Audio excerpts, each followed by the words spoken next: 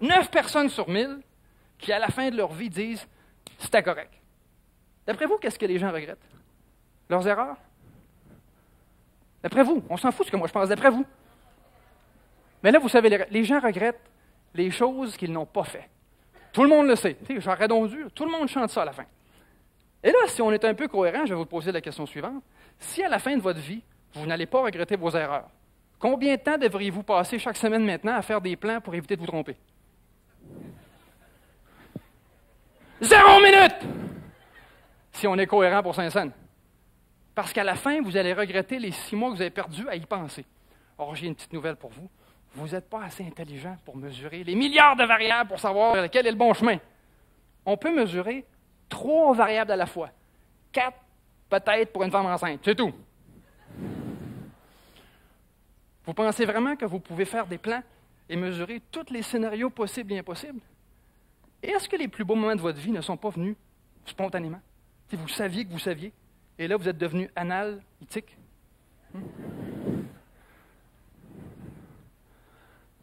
C'est la période du séminaire où je me transforme en Oprah. C'est la 4e prémisse. Je vais aller vous voir un peu. Tout le monde se cache. Bonjour, monsieur. Quel est votre nom? Régent. Régent. Et que faites-vous dans la vie? Technicien. Technicien. Mon cher Régent, vous aviez un père chaste? Ça veut dire qu'il ne vient pas souvent. Vous avez... Oui. J'imagine. Admettons que dans toute sa vie, il a eu 10 éjaculations. Ça va? Oh, c'est pas beaucoup. C'est pas beaucoup, c'est ça, chaste. D'après vous, combien y a-t-il de spermatozoïdes par éjaculation? Pauvre monsieur, donnez une. Combien, d'après vous? 1 million. 1 million, il vous manque à peu près 400 testicules. Bien. Il y en a 400 millions. C'est votre propre corps, je vous rappelle. Vous devriez savoir ça. Vous savez combien de canaux sur votre chaîne de télévision, mais votre propre corps, moins. 400 millions. Alors, faisons un petit calcul. 400 millions fois 10, ça fait... Je sais qu'on est au Québec, là, mais quand même, 4 milliards. Bon, 4 milliards. Madame, je cherche une dame. Madame, combien y a-t-il d'ovules dans une vie de fertilité de femme, d'après vous? C'est plus facile pour les dames, mais ça se calcule. C'est vrai?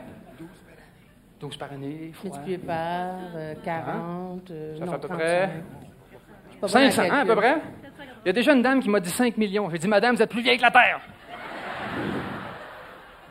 OK, alors, on est rendu à 4 milliards fois 500, ça fait...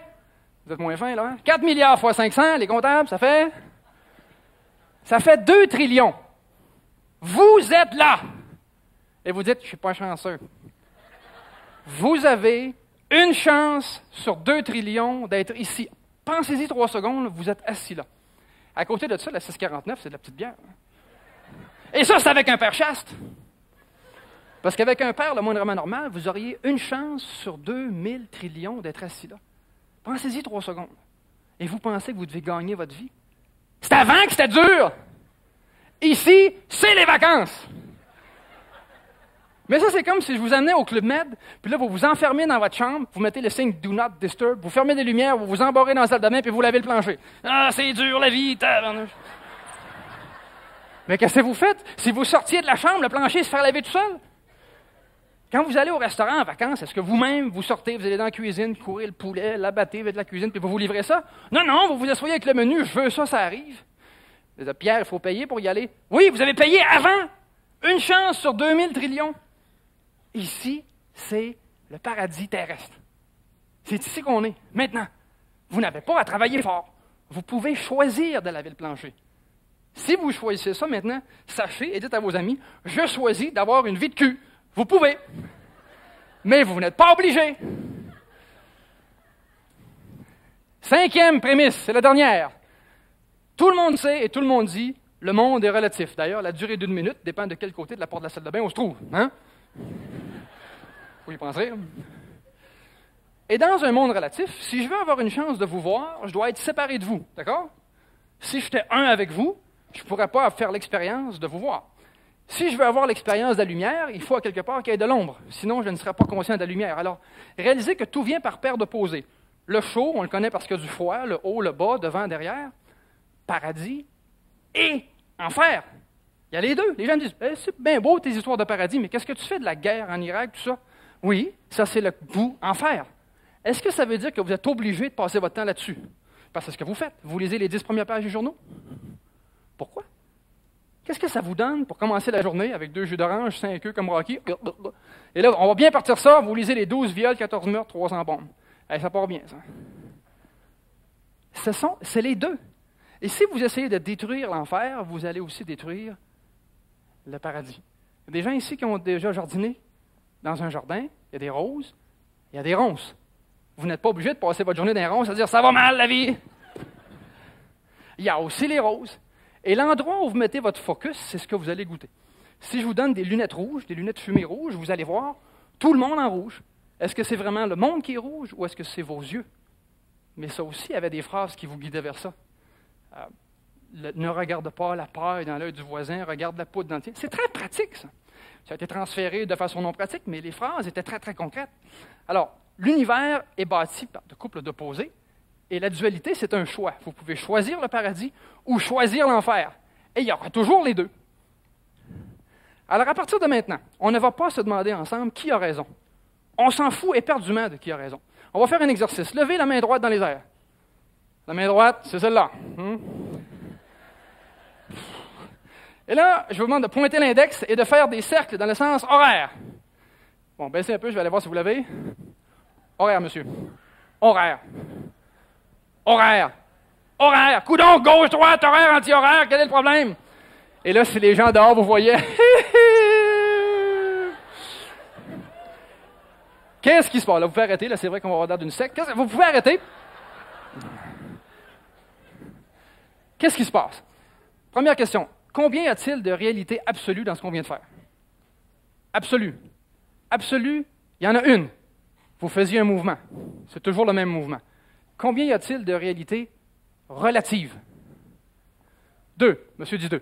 Bien, c'est sûr que quand vous levez le bras ici, puis vous faites horaire, vous voyez par en dessous, ça a l'air horaire. Si vous le baissez, on regarde par-dessus, c'est le même mouvement, ça devient anti-horaire. Qui a raison?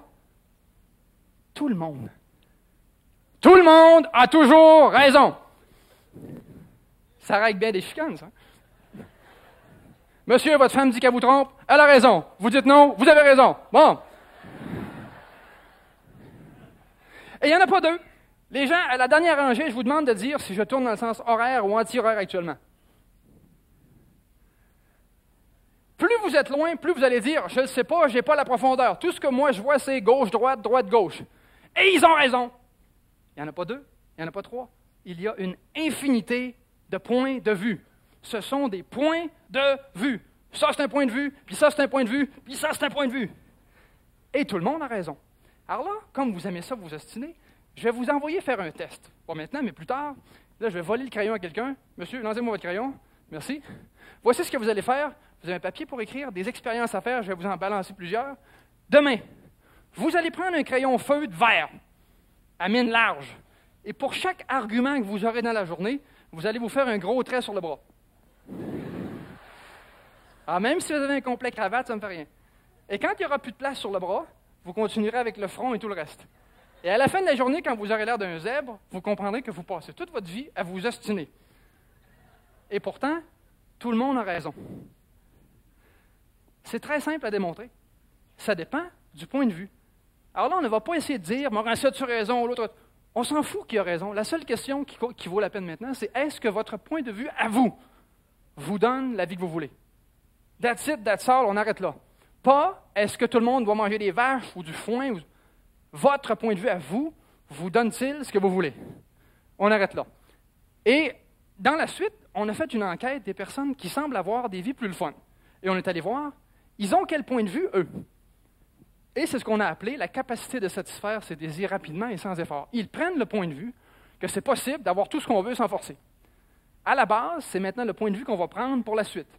Mais je ne suis pas ici pour vous dire quoi faire. Je me fous éperdument de votre point de vue. Complètement. La seule question, c'est est-ce que celui que vous avez vous donne ce que vous voulez? Si oui, écoutez pas un traître mot de ce que je dis, changez rien. Mais sinon, peut-être que vous pourriez voir si je peux tester autre chose. Parce que ça vous sert à quoi d'argumenter sans arrêt pour défendre un point de vue que vous n'aimez pas? Parce que vous vous argumentez sans arrêt. Puis après ça, quand on vous demande « Aimez-vous ça? » vous dites non. Je ne comprends pas trop. Hein. Alors, on a trouvé que les gens qui avaient tout sur Terre avaient 4 états d'esprit.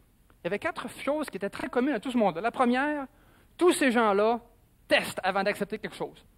Alors, ce que je vais vous demander de faire maintenant, c'est avant d'accepter quoi que ce soit, ce soir ou dans le restant de votre vie, essayez d'organiser une expérience pour valider ou non. Pas pour convaincre les autres, pour convaincre vous. Voici un dicton que j'aime bien, je vous demanderai de noter. On appelle ça un dicton pour extrémiste équilibré. J'entends, j'oublie. Je vois, je me souviens. Je fais, je comprends. Avez-vous remarqué que toutes les grandes vérités viennent par trois? Dans la vie, il y a trois sortes de personnes. Ceux qui font, ceux qui regardent, ceux qui se demandent qu'est-ce qui s'est passé. Dans la vie, il y a trois façons de faire de l'argent. Se faire payer nature, se faire payer en dessous de la table, ou se faire payer nature en dessous de la table.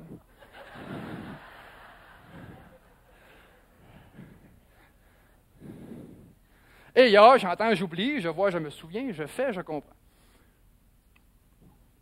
Là, on va mettre une chose au clair. On parle d'extrémistes équilibrés. Vous êtes déjà allé dans un parc pour enfants où il y a le jeu des balanciers? Est-ce que vous voyez souvent des enfants qui s'assoient à 6 pouces de chaque bord du milieu? Ils seraient en équilibre pourtant. Mais ils ne font pas ça parce que ça serait plate. Ils s'assoient au bout. Et c'est quand même un équilibre.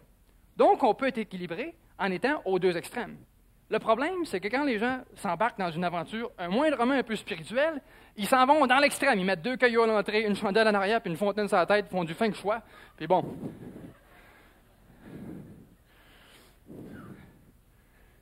Si vous êtes canalitique, vous allez finir comptable.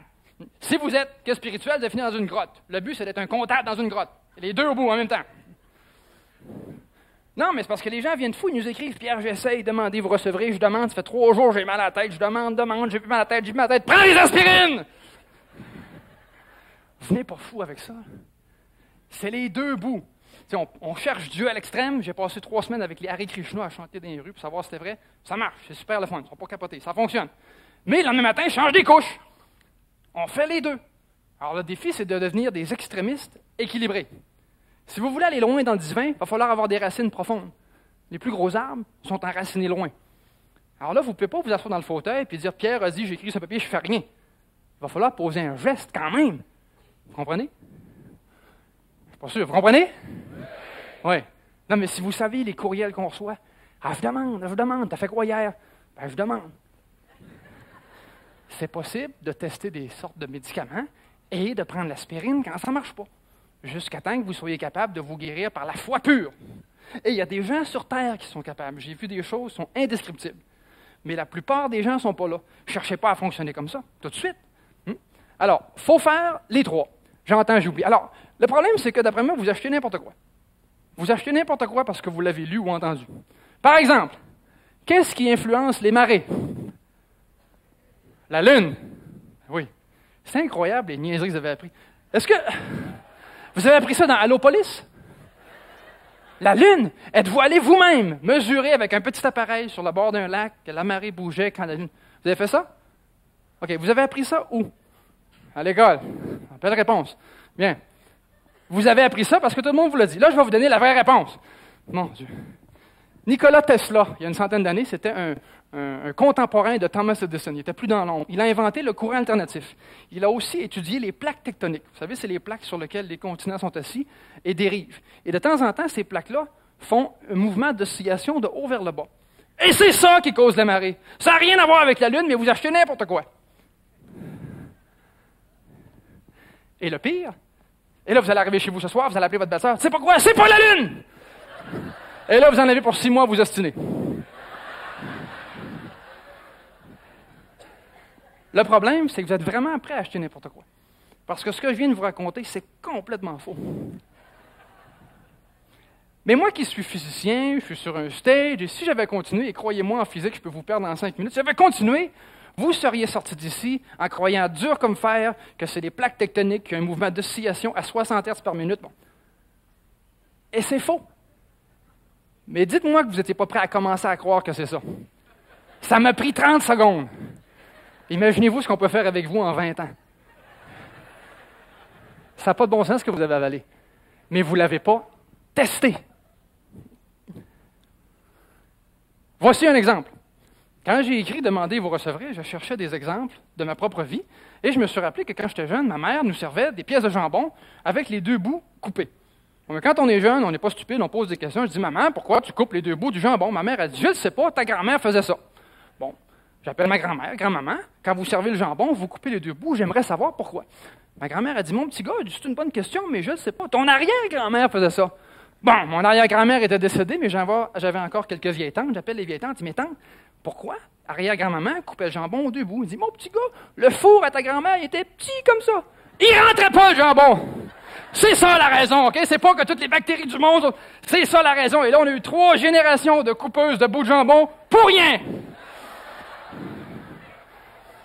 Et votre vie, c'est un ramassis d'histoires de jambon, pas grand-mère, jambon. Ah, mais c'est pas juste dans le jambon, attention. Voici ici deux héros. Vous connaissez Aristote? Oui? Qui habite à côté de chez vous? Non, Aristote, 4 ans avant Jésus-Christ, 400 ans avant Jésus-Christ. Il a dit, Aristote, c'est un héros de la logique, hein, élève de Socrate, Platon. Il a dit, un objet 2 fois plus lourd tombe 2 fois plus vite. Hein? C'est logique. Ça me semble, quand on dit ça, un objet 2 fois plus lourd tombe 2 fois plus vite. Jusqu'à ce que 1800 ans plus tard, un jeune baveux du nom de Galilée dise, ouais, ben on va essayer, voir si c'est vrai. Galilée est monté au sommet de la tour de Pise avec une série de boulets de canon. C'est pour ça qu'elle est penchée. Et il les a laissés tomber. Et au grand désarroi de la communauté scientifique, tous les boulets sont arrivés en bas en même temps. Voici un caillou 2 fois plus lourd que celui-là. Aristote est un conteur d'histoires de jambon. Tout corps, peu importe le poids, tombe à la même vitesse. Fouillez dans vos dictionnaires, vous verrez. Galilée a révolutionné la méthode scientifique. Mais pendant 1800 ans, dans tous les livres d'école, on disait « Un corps 2 fois plus lourd tombe 2 fois plus vite. » Personne n'avait essayé. Imaginez-vous la quantité de choses que vous avez appris. Si même des héros comme ça racontaient des centaines d'histoires de jambon. Voici un joli palmarès d'histoires de jambon. Et juste avant de les lire, en haut, vous avez aussi lu cette phrase. « Tout ce que vous demandez en prière, croyez que vous l'avez reçu et vous l'aurez. » Vous avez déjà vu ça? Toujours le même problème avec vous. Vous ne vous en servez pas. Si vous croyez que la vie va mal, ça va être ça. Je le sais, ça fait ésotérique, mais que voulez-vous, ça fonctionne. L'argent ne fait pas le bonheur. Ah ben là, je vais me faire du plaisir. Au Québec, l'argent, c'est un péché, n'est-ce pas? Si on en fait trop, on va en enfer. Vous voulez que je vous prouve ça? Trouvez-vous que les joueurs de hockey font trop d'argent? Hey, je watch votre réponse. Trouvez-vous? Bien sûr que vous trouvez ça. C'est pour ça que vous n'avez pas. Vous trouvez à quelque part qu'il est possible d'en avoir trop. Et en même temps, vous jouez à la 6,49. Cherchez à comprendre. Elle est où votre limite d'indécence? OK. Si vous gagnez 1 000 $ par semaine, c'est correct? Oui? Bon, si j'étais aux États-Unis, je commencerais par 1 million, parce qu'ici, je vais commencer par 1 000. 2 000, c'est-tu trop? Ça fait 100 000 par année, c'est trop? OK. 200? 300 000 par année, ça va? À quel moment vous allez en enfer? C'est ça que j'essaie de savoir. Non, mais elle est où la coupure qui dit « Oh, là, il faut que j'arrête », c'est sûr que c'est le diable direct.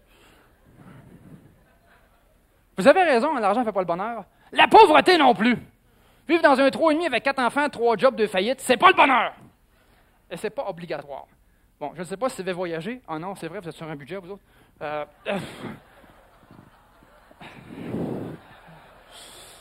Moi, j'ai eu la chance de me promener un peu partout, et dans les endroits très pauvres, je m'excuse, je n'ai pas vu le grand bonheur. J'ai vu des viols, des crimes, des gens qui se battent pour survivre, je n'ai pas vu le grand bonheur. Là, vous allez me dire, oui, mais les maîtres, ils nous ont dit, là, Jésus nous a dit, là, il faut tout abandonner pour le... OK, on va regarder, on va checker quelques maîtres, ça ne vous fait rien.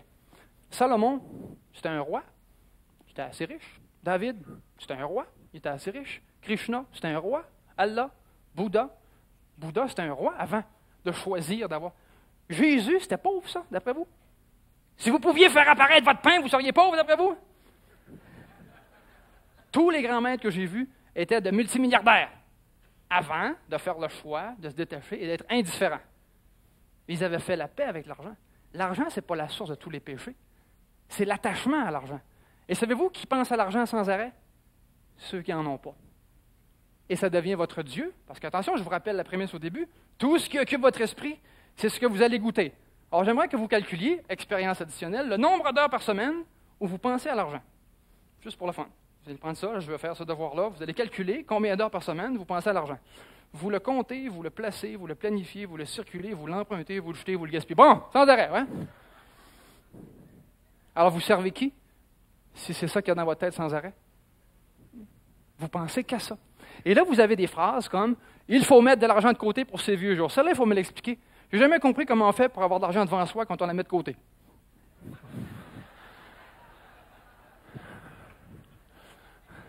Ah, je l'aime celle-ci. En affaires, il faut un plan d'affaires. Oh oui, patron, un plan d'affaires. Oui, patron, on va le faire. Hop! Un plan d'affaires. Je m'excuse, j'ai fait le tour des PME qui ont les plus fortes croissances depuis 20 ans. Ils n'en font pas de plan d'affaires. Ils font un plan d'affaires pour le banquier. Ils mettent tous des faux chiffres. Quand ils ont leur prêt, ils mettent ça aux poubelles. Bon, c'est ça qu'ils font. Il faut un portefeuille équilibré et des portes de sortie. Non, il faut un portefeuille de sortie et des portes équilibrées. Alors, je vous dis, vous achetez n'importe quoi. Aimer, c'est avoir besoin l'un de l'autre. Là, vous pouvez mettre tous vos disques de Bryan Adams aux poubelles. Honey, I need you. Non. Je m'excuse, il y a un terme qui s'appelle l'amour inconditionnel.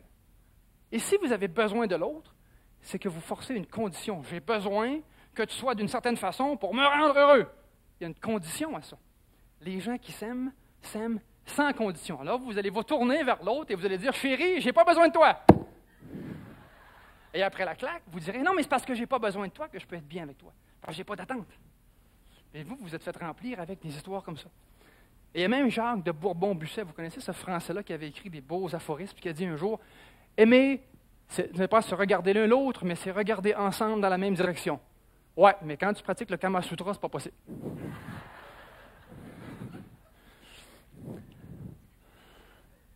Dans toutes ces années-là, j'ai rencontré toutes sortes de personnes, et il y a quelques rares personnes qui m'ont vraiment impressionné sur leur capacité de tester avant d'acheter quelque chose. Mais juste avant, bon, écoutez, quand je suis aux États-Unis, je plante les Québécois, quand je suis au Québec, je plante les Américains. Alors là, on est tout ici. Je vais vous montrer des lois en vigueur aux États-Unis. J'ai fait imprimer ça sur l'Internet. Ce sont des lois en vigueur maintenant. Alors, juste pour vous montrer qu'ils n'ont pas toujours l'esprit ouvert. À Logan Country, c'est au Colorado, il est illégal d'embrasser une femme endormie. Une coupe de claque avant, là, parce que... Au Connecticut, c'est pas loin d'ici, ça. Il est illégal d'embrasser sa femme le dimanche. Illégal. On fait des provisions samedi soir, monsieur, minuit moins quart, parce que dimanche, pas le droit. En Floride, oh attention, à Saratoga, il est illégal de chanter en maillot de bain. On a déjà assez de vous voir, ça. Bon. Et voici ma préférée. Je suis allé l'année passée, une chance que je savais ça. À Hawaï, il est illégal de se promener vêtu d'un bonnet de bain uniquement. À poil, c'est correct. Mais un bonnet de bain, franchement, c'est indécent. Ce sont de vraies lois en vigueur actuellement. Et tout ceci pour me ramener à Albert. Bon, Albert, c'est une vraie personne qui est la personne qui m'a le plus marqué dans sa façon de voir le monde. Albert a échoué son cégep, c'est un Québécois, 7 ans. 7 années consécutives, il a échoué son cégep. Après les 7 années, les professeurs ont dit « Pauvre Albert, on va te poser 3 questions. Si tu n'en as rien qu'une, tu passes. Tu es rendu la face la même couleur que les murs. Et quand tu passes, tu deviendras technicien. » Alors, première question qu'ils ont posée à Albert. Il dit, Albert, tu vas nous dire le nombre de jours de la semaine qui commencent par la lettre D, puis lesquels? Albert, il dit, facile, il y en a une. Les professeurs, enfin. Albert, il dit, demain. Ça n'allait pas être aussi facile que ça. Albert, écoute, calcule-nous le nombre de secondes qu'il y a dans une année. On donne une calculatrice, un portable, un flip chart, va calculer. Albert ne bouge pas, il dit, j'ai la réponse. Il dit, comment tu as calculé ça comme ça? Il dit, oui, il y en a 12. Il y a 12 secondes une année. Il dit oui, seconde de janvier, seconde de février, seconde de mars. Albert, il te reste une seule question, s'il vous plaît. Combien y a-t-il de T dans toute la pluie tombe sur moi? T'as bien compris? Albert part, la calculatrice, le portable, il s'en va, il calcule. 3 heures après, il revient, il dit, il y en a 167. Il dit, pardon? Il y a 167 T dans toute la pluie tombe sur moi. Albert, il dit oui. T, T, T, T, T, T, T, T, T, T, T, T, T, T, t'as pas passé. Albert n'a jamais fini son cégep. Mais Albert est devenu la personne la plus spectaculaire que je connais dans les points de vue. Qu'est-ce qu'Albert fait par rapport à vous? Il ne fait pas des conférences. Qu'est-ce qu'il fait? Là où vous voyez un problème, lui voit un avantage. Là où vous voyez un obstacle, il voit un atout. Son point de vue n'est pas meilleur, il n'est pas pire, il est différent. Mais ça nous donne l'impression que ça marche tout seul pour lui. Il n'est pas emboîté dans une façon de voir qui est la même que tout le monde parce qu'on l'a lu 300 fois. Son point de vue n'est pas le même. Alors là, maintenant, ça termine le premier état d'esprit qui était de tester. Deuxième, rationnel ou intuitif? D'après vous, pas d'après moi, encore une fois, on s'en fout de ce que moi je pense. D'après vous, les gens les plus heureux sont-ils rationnels ou intuitifs? Et pour la millionième fois dans ces fameux cours, tout le monde dit intuitif. Bien, mesurons votre degré de cohérence. La semaine passée, Vous avez passé combien d'heures à développer votre intuition? L'intuition, c'est pas un caprice féminin, là. Ça s'apprend. Vous avez passé combien d'heures? 0! Vous avez passé toute votre semaine à développer votre rationnel. Vous êtes cohérent rare, finalement. Vous avez appris une deuxième langue, un modèle sur Lotus, les produits dans votre compagnie. Et l'intuition, lui, vous venez de me dire que c'est ça. Et vous avez passé 0 minute à l'apprendre. Bon, là, c'est pas parce que vous ne savez pas comment on fait pour l'apprendre que ça ne s'apprend pas. Il faut croire qu'à quelque part, ça s'apprend. Il y a des gens comme Walt Disney. Vous saviez que Walt Disney s'était fait congédier par manque de créativité dans son premier emploi? Par manque de créativité, il était journaliste. Son patron manquait de vision. Mais avouez que Walt Disney a un instinct spectaculaire, hein, pour les gens qui sont allés. Non, j'admets que c'est facile d'avoir du pif quand on s'appelle Disney. Disney! Hey, écoutez, on s'adapte au public qu'on a, hein, suivez. Hein.